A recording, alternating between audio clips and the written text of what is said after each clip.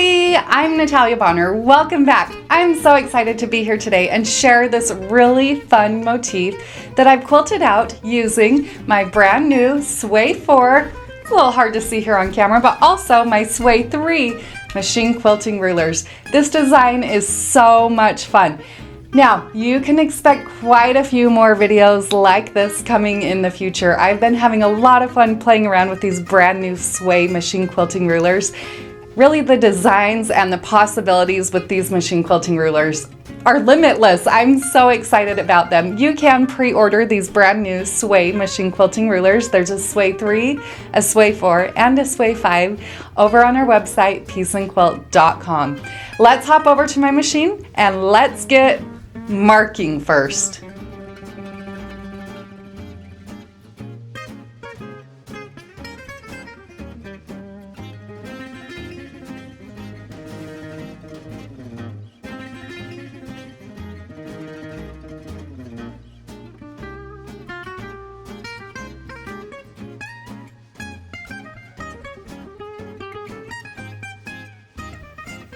Before we begin this design, there are a few supplies that you will need.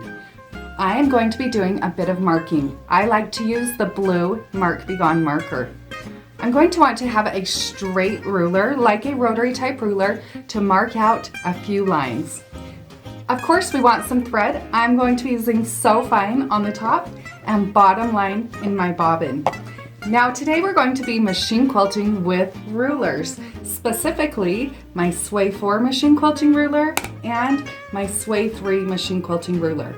If you've never done ruler quilting before, just a few simple tools that you will need. This is my extended base plate that goes around the throat on my Gamel 22-inch quilting machine. On my quilting machine, I do also have a ruler foot. A ruler foot and an extended base plate are essential tools when doing any ruler quilting. One tip before we get started, always remember gentle pressure. To create this design, first I'm going to create a defined space. So this is something you could use in a border, a sashing, any space you want to on a quilt. Let's start out by marking around the outside of this ruler. I chose this ruler just because it was handy and I wanted a great place to practice using my Sway machine quilting rulers. I'll use my blue Mark Be Gone marker and mark around the outside of this ruler to create that defined space. Once I'm done working with the blue Mark Be Gone marker, I do like to use our Peace and Quilt misting spray bottles with a bit of water and a bit of baking soda to mist away my marked lines. Next up, let's use our ruler again and let's find the center on this design. Because I know it's a 6-inch by 12-inch square, I will mark first or a rectangle. I'll first mark a straight line horizontal through my design, and then I'm also going to mark a straight line vertical through my design. Now let's use our Sway machine quilting rulers to do a bit of marking. On the Sway 4 machine quilting ruler, as well as the Sway 3 and also my Sway 5 machine quilting ruler, these rulers are designed to mark and quilt whichever size circle is indicated on the ruler. So the Sway 4 machine quilting ruler is designed to mark with this end and quilt with these size 4-inch circles. And of course straight lines, but the possibilities are endless. So the Sway 3, the same thing, is intended to mark with this end, 3-inch circles, and then quilt 3-inch circles with this size. So let's start out doing a little bit of marking. The cool thing about the Sway machine quilting rulers, because I've designed this end down here as a marking tool, I'm going to mark out my design before I begin stitching. On the Sway 4 machine quilting ruler, all of the Sway machine quilting rulers, this end down here has some straight lines marked through it. This indicates where the center of this true 4-inch circle is. So to mark out my first circle, this is going to be the spine of a feather that I'm going to mark first. I will mark around the top side of this end of the ruler. I'm also going to place a small dot right there where this straight line comes through. This straight line comes through my circle, and then also this 45-degree angle intersects right there at the center of that circle. So once I've marked my first curve, now I can flip the Sway 4 machine quilting ruler. I'll line that dot up right on top of the line or the dot that I've already marked. Line this line that's right through the center of my circle and mark another curve. Just like that. Now I can continue on from there. Do I want this circle to continue around like this? Or do I want to flip it and have it go another direction?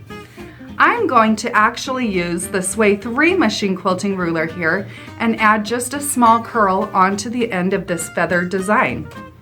So I will lay the Sway 3 machine quilting ruler so that straight line that's right through the circle is right on top of my straight line through the center of my sashing or my defined space, and I'm going to mark right around that. So I'm creating this fun kind of swag design through here. So what we marked on this side, we're going to mark on this side, but flip it. So I want my swag to look as if it comes kind of in a flowing motion. So now I'm going to mark again using the end of the Sway 4 machine quilting ruler. Don't forget to mark that little dot right there. Then flip my ruler, line the center of the circle, the straight line through the circle up, and then I'll continue marking around that 4-inch Sway 4. Now let's finish off this end again by using the Sway 3 machine quilting ruler, lining up the outside of the ruler right where the Sway 4 curve comes, and then lining the straight line through the center up right across that marked line. I'll mark out that line. Now I'm ready to begin stitching. I'm going to be doing my stitching on a Gammill 22-inch machine. I will be stitching in the stitch regulated mode, and I have my stitch length set at 13 stitches per inch. Because I have already gone through and marked out where my spine on this design will go, first we're going to start down at this end and stitch feathers along one side. Once I've stitched all the way to this end, now I'm going to use my Sway 3, then my Sway 4, and then back to my Sway 3 machine quilting rulers to stitch back to the start point. When I get back to this start point, now I'll fill in the second side of this feather with some beautiful feathers. I am most comfortable machine quilting feathers most of my quilting, working across my quilts from left to right. You're viewing this here as if you're standing behind my machine watching me. I'm going to start out at the furthest left point on that feather, and I'll start out by stitching my first feather. This is going to be a really playful, kind of wild feather motif. Notice as I'm stitching, I'm going to stitch a combination of bump back feathers, some really playful kind of fatter feathers. I'm adding in curls. I'm even adding in some leaves. I just want to fill in the space and have it really beautiful. Designs like this are a great place to just play around and have fun, practice machine quilting your feathers.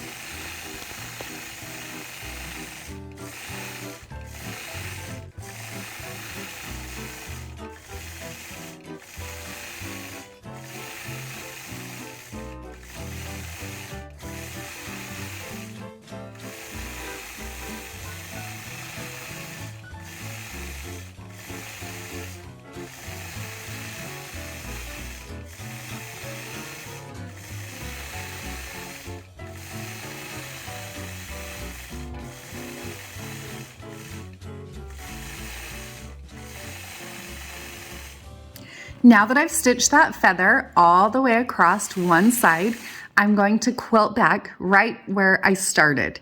So I'm going to start with the Sway 4 machine quilting ruler, stitch along that first marked line. Then I'll switch to the Sway 4 machine quilting ruler and follow those curves that I've marked out. And then I'll complete this spine by switching back to the Sway 3 machine quilting ruler. Now, to finish this feather, I'm going to stitch fun, wild, playful feathers, filling in my defined space completely.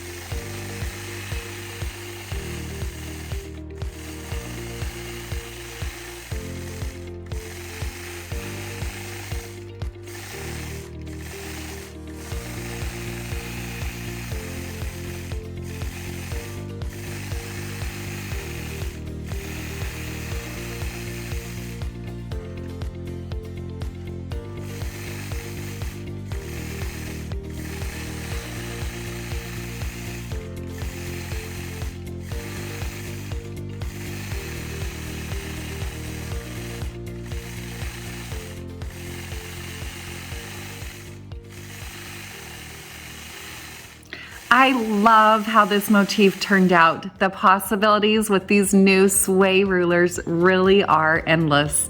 I'll be back soon with another awesome design. Have a great day, everybody.